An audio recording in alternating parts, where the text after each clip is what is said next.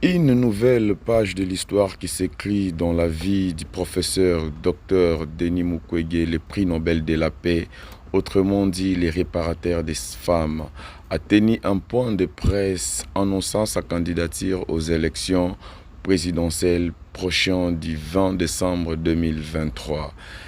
Le docteur a été reçu par de nombreuses femmes qui sont venues de quatre coins du pays pour soutenir la candidature de docteur Denis Mukwege aux élections prochaines. Le docteur Denis Mukwege a tenu un discours ferme en disant qu'il est venu pour libérer le problème qui se trouve dans notre pays. Il n'est pas venu pour donner de l'argent aux Congolais, il est venu plutôt pour travailler ensemble avec tous les peuples congolais et amener l'émergence, le développement dans les pays, la République démocratique du Congo.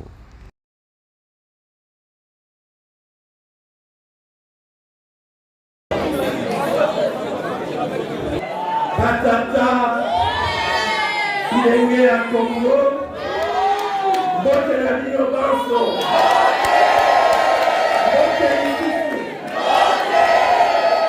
Lelo de Lelo, Yoka Ekoti,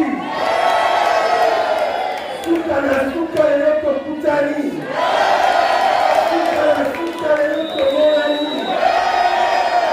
Bosenga Kingai, Nadia Libaya. Est-ce que politique Nadia Libaya?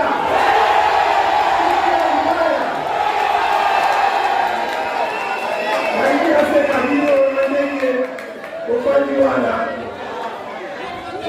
Simba Mboana Biso. Bendera Ekoyate. Nous avons la responsabilité. Naye Nana Kozoyangai. Bino Perozo ya Bino.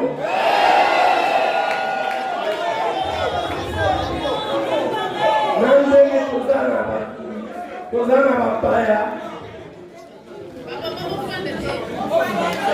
Mesdames et messieurs, chers compatriotes, na osenga bino totelema.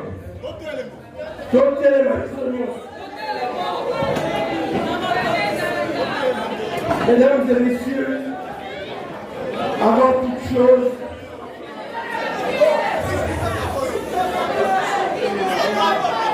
s'il vous plaît, je vous invite à vous lever pour une minute de méditation pieuse pour les victimes des guerres, des massacres, des assassinats, des crimes et plusieurs autres barbaries commis dans notre pays, que ce soit ici à Kinshasa, à Komut, à Beni, à Nuturi, à Goma et partout ailleurs dans notre pays. Gardons une minute de silence pour tous ces morts.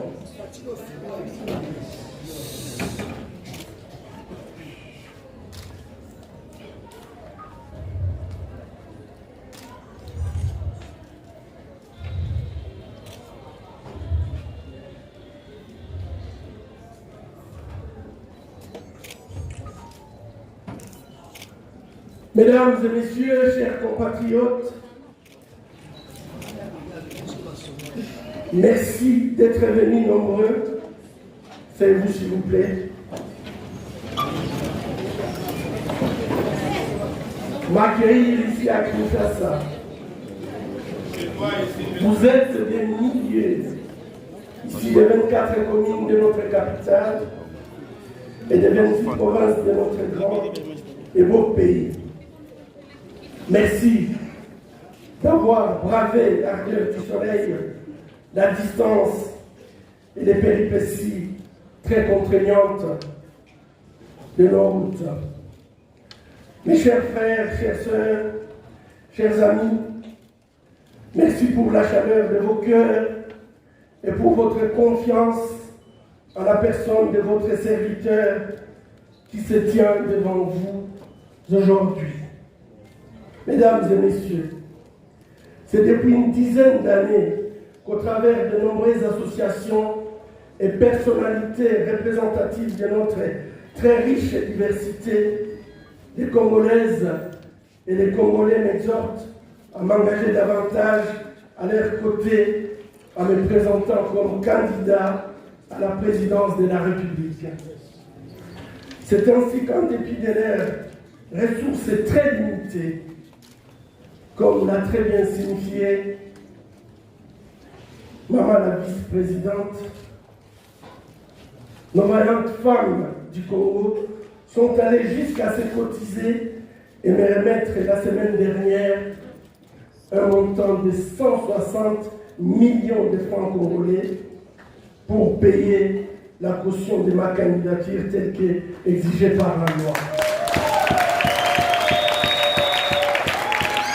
Je leur exprime toute humilité du fond de mon cœur, toute ma gratitude. Vous l'avez déjà fait, mais je vais vous demander pour la seconde fois de les acclamer, puisque ce sont les ennemis.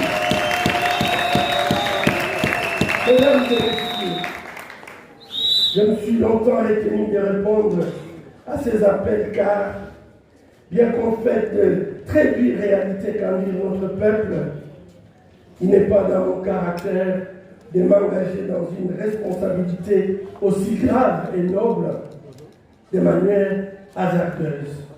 En effet, depuis 40 ans, je soigne des malades. Depuis 40 ans, je vis aux côtés des plus démunis de notre société. Ils sont trop nombreux. Ils sont des millions, des femmes, des hommes, des jeunes et des enfants qui subissent des privations inhumaines. Ils vivent dans une grande misère parce que notre pays va mal. Notre pays va très mal. Et à ce jour, rien n'est fait pour arrêter l'hémorragie. En dépit du torrent de promesses qui lui sont faites par des gouvernants inconséquents, irresponsables, incompétents, l'insécurité, la faim, la maladie, le chômage, l'humiliation sont le lot quotidien de notre peuple. Bien que doté d'un potentiel incommensurable de développement, notre pays est devenu la honte du continent et la risée du monde.